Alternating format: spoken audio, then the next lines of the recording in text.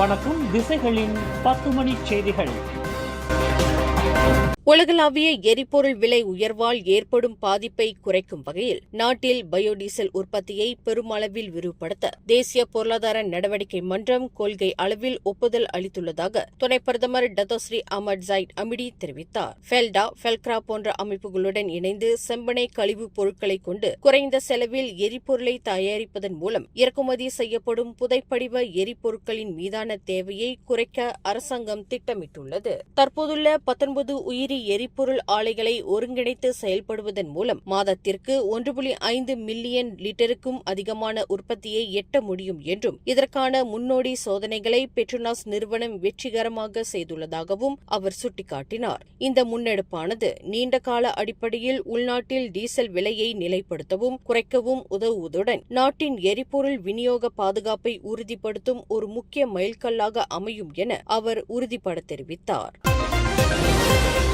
மலேசிய இந்திய சமூகத்தின் ஆன்மீக மேம்பாட்டிற்கும் கல்வித்தரத்தை மேம்படுத்தும் நோக்கிலும் மனிதவள அமைச்சர் Datuk Seri Ramanan Ramakrishnan 14 million ringgit மதிப்பிலான சிறப்பு திட்டங்களை அறிவித்துள்ளார். மலேசிய இந்திய சமூக பொருளாதார உருமாற்று பிரிவான மித்ரா வழியாக தர்மா மடானி நிதியின் கீழ் 300 இந்து ஆலயங்களுக்கு தலா 20,000 ரிங்கிட் வீதம் மொத்தம் 6 மில்லியன் ரிங்கிட் வழங்கப்படவுள்ளது. ஏற்கனவே முதற்கட்டமாக 155 ஆலயங்கள் பயனடைந்த நிலையில் வரும் ஏப்ரல் 28ஆம் தேதி காலை 11 மணிக்கு பிரிக்ஃபீல்ட்ஸ் கலா மண்டபத்தில் மிக விமரிசையாக நடைபெறவுள்ள நிலையில் மொத்தம் 1000 இந்து ஆலயங்களுக்கு இந்த தர்மா மடானி நிதி நேரடியாக பகிர்ந்தளிக்கப்படும் என அமைச்சர் உறுதிபட தெரிவித்தார். ஆன்மீக மேம்பாட்டுடன் மாணவர்களின் கல்வி நலனையும் கருத்தில் கொண்டு 8 மில்லியன் ரிங்கேட் மதிப்பில் கல்வி மடானி திட்டம் அறிவிக்கப்பட்டுள்ளது.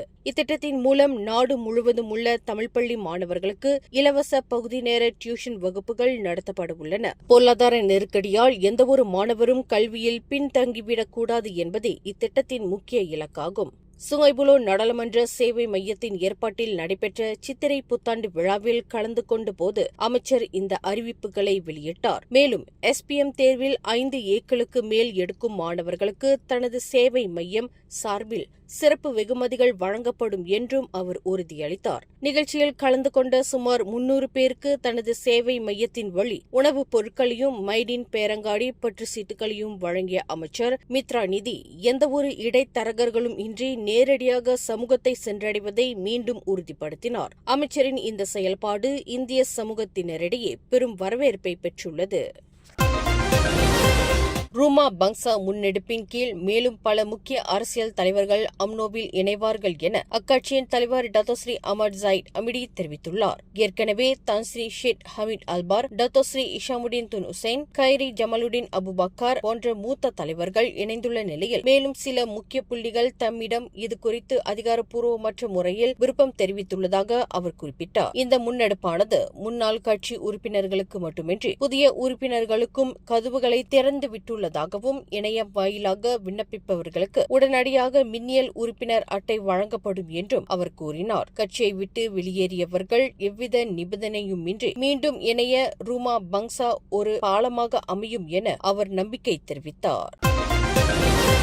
மாணவர்களின் ஒழுக்கத்தையும் நலனையும் மேம்படுத்தும் நோக்கில் அடுத்த ஆண்டு முதல் நாடு முழுவதும் உள்ள MRSM எனப்படும் 58 மாறா அறிவியல் இளையோர் கல்லூரிகளில் முழுநேர வார்டன்கள் நியமிக்கப்பட உள்ளனர். 2 கல்லூரிகளில் நடத்தப்பட்ட முன்னோடி திட்டத்தின் வெற்றியை தொடர்ந்து இம்முடிவு எடுக்கப்பட்டுள்ளதாக மாறா தலைவர் டத்தோ அஷ்ரப் வஜ்டி டுசிகி தெரிவித்தார். இந்த வார்டன் பணிகளுக்காக ஆயுதப்படை, காவற்படை போன்ற சீருடை பணியிலிருந்து ஓய்வு பெற்றவர்கள் கடுமையான தேர்வுகள் மூலம் தேர்ந்தெடுக்கப்படுவார்கள் என்றும் அவர்கள் மாணவர்களுக்கு வெறும் பாதுகாவலர்களாக மட்டுமின்றி சிறந்த வழிகாட்டிகளாகவும் செயல்படுவார்கள் என்றும் அவர் குறிப்பிட்டார். இதற்கான சிறப்பு நிதி ஒதுக்கீடு ஏற்கனவே அங்கீகரிக்கப்பட்டுள்ள நிலையில் தற்போதுள்ள வார்டன்களுக்கும் கூடுதல் பயிற்சிகள் வழங்கப்பட்டு அவர்களின் சேவையும் தொடர்ந்து பயன்படுத்தப்படும் என உறுதியளிக்கப்பட்டது.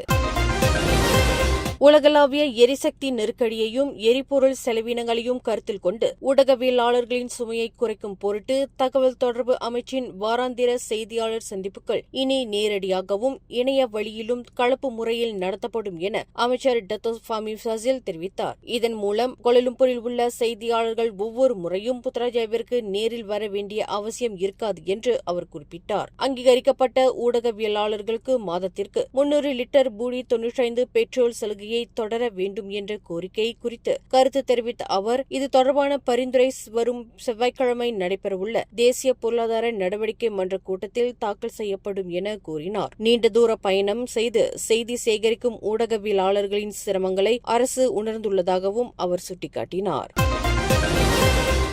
இந்திய தொழில் முனைவர்களுக்கும் சமூகத்தினருக்கும் உதவ 220 மில்லியன் ரிங்கிட் முத்ரா பொருளாதார நிதி திட்டம் அமைச்சர் ஸ்டீவன் சிம் அறிவிப்பு. இந்திய சமூகத்தை சேர்ந்த குறு, சிறு மற்றும் நடுத்தர தொழில் முனைவோர் மற்றும் கூட்டுறவு சங்கங்களை வலுப்படுத்துவதற்காக 220 மில்லியன் ரிங்கிட்டுக்கும் அதிகமான மதிப்பிலான முத்ரா எனப்படும் மோடால் உசாஹவான் டன் ரங்சாங்கன் எக்கானமி இந்தியா எனும் பொருளாதார நிதி திட்டத்தை தொழில் முனைவோர் மற்றும் கூட்டுறவு மேம்பாட்டுத்துறை அமைச்சர் ஸ்டீவன் சிம் சி கியோங் அறிவித்துள்ளார். கடந்த 2025ஆம் ஆண்டில் வழங்கப்பட்ட 160 மில்லியன் ரிங்கிட்டுடன் ஒப்பிடுகையில் இந்த ஆண்டுக்கான ஒதுக்கீடு 60 மில்லியன் ரிங்கிட் அதிகரிக்கப்பட்டுள்ளது. முந்தைய நிதி திட்டங்களுக்கு கிடைத்த பெரும் வரவேற்பை கருத்தில் கொண்டு இந்த உயர்வு வழங்கப்பட்டுள்ளதாக அமைச்சர் ஸ்டீவன் சிம் தெரிவித்தார். இந்த முத்ரா முன்முயற்சியானது அமைச்சின் கீழ் உள்ள 5 முக்கிய ஏஜென்சிகளின் கீழ் பின்வருமாறு செயல்படுத்தப்படும் என்பதை அமைச்சர் விளக்கினார்.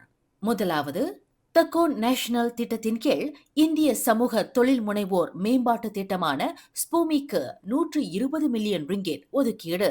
இரண்டாவது, பேங்க் ராயா திட்டத்தின் கீழ் இந்திய தொழில் முனைவோர் திட்டமான பிரீஃபுக்கு 15 மில்லியன் ரிங்கிட் ஒதுக்கீடு. மூன்றாவது, எஸ்எம்இ பேங்க் திட்டத்தின் கீழ் வணிக நிதி திட்டத்திற்கு 50 மில்லியன் ரிங்கிட் ஒதுக்கீடு. நான்காவது, அமானா இக்தியார் மலேசியா திட்டத்தின் கீழ் இந்திய பெண் தொழில் முனைவோர் அதிகாரமளித்தல் திட்டமான பெண்ணுக்கு 27 மில்லியன் ரிங்கிட் ஒதுக்கீடு. ஐந்தாவது, மலேசிய கூட்டுறவு ஆணையம் திட்டத்தின் கீழ் பக்தி மடானிக்கு 1 மில்லியன் ரிங்கிட் மற்றும் SKM சுழற்சி மூலதன நிதிக்கு 10 மில்லியன் ரிங்கிட் என மொத்தம் 11 மில்லியன் ரிங்கிட் ஒதுக்கீடு என அமைச்சர் ஸ்டீவன் சிம் குறிப்பிட்டார். கடந்த மார்ச் 31 வரை இத்திட்டத்தின் கீழ் 33.48 மில்லியன் ரிங்கிட் நிதி அங்கீகரிக்கப்பட்டு நாடு முழுவதும் உள்ள 1805 இந்திய தொழில் முனைவோர் இதன் மூலம் நேரடியாக பயன் அடைந்துள்ளனர் என்பதையும் ஸ்டீவன் சிம் சுட்டிக்காட்டினார். இதுகுறித்து மேலும் பேசிய அமைச்சர் ஸ்டீவன் சிம், முத்ரா என்பது ஒரு குறுகிய கால நிதி உதவி மட்டுமல்ல, இது உலகளாவிய பொருளாதார மாற்றங்களுக்கு மத்தியில் இந்திய சமூகத்தின் வணிக போட்டித்தன்மையை உயர்த்துவதற்கான ஒரு வியூக நடவடிக்கையாகும் என்று குறிப்பிட்டார். மலேசிய மடானி கொள்கையின் கீழ் அனைவரையும் உள்ளடக்கிய ஒரு தொழில் முனைவோர் சூழலை உருவாக்க தனது தலைமையிலான தொழில் முனைவோர் மற்றும் கூட்டுறவு மேம்பாட்டுத்துறை அமைச்சு உறுதியாக இருப்பதாகவும் அவர் மேலும் தெரிவித்தார்.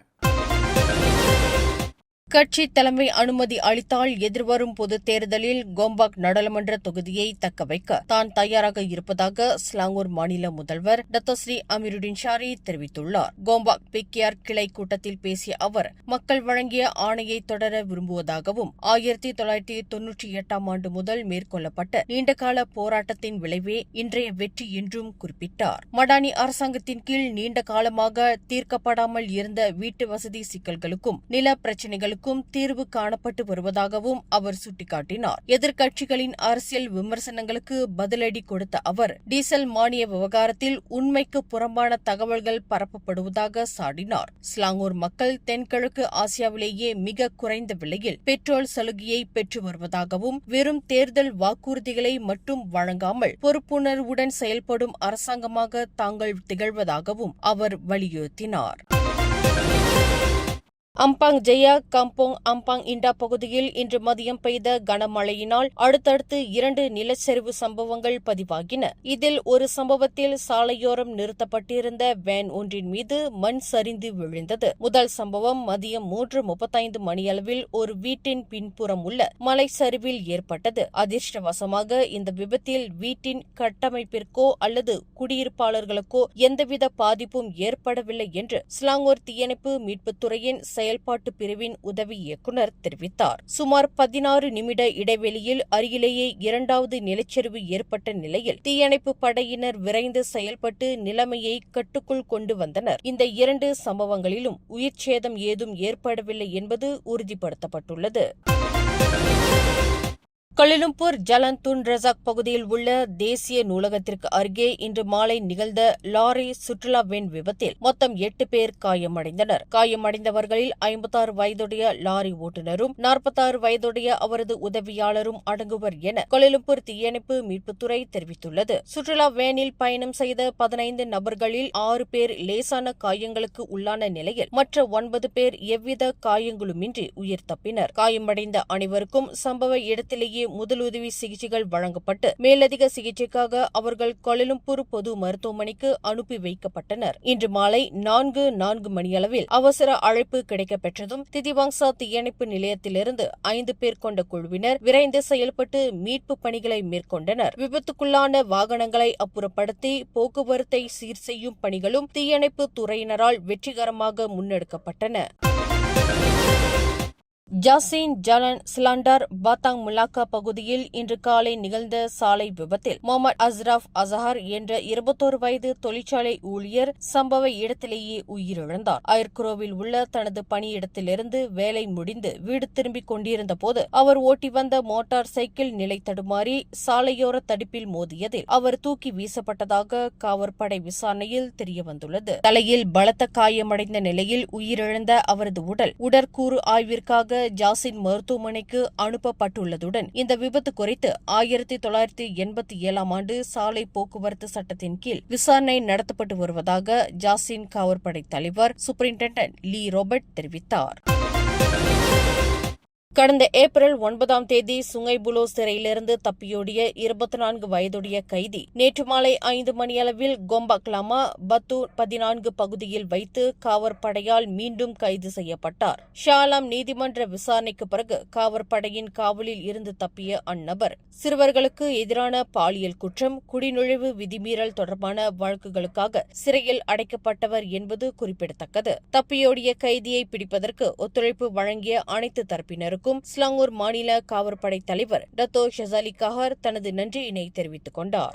மேலும் செய்திகளை தெரிந்து கொள்ள கீழே இருக்கும் பெல் பட்டனை அழுத்துங்கள். உங்கள் மகிழ்ச்சியை வெளிப்படுத்த லைக் மற்றும் ஷேர் செய்யுங்கள். தொடர்ந்து திசைகளோடு இணைந்திருக்க சப்ஸ்கிரைப் செய்யுங்கள்.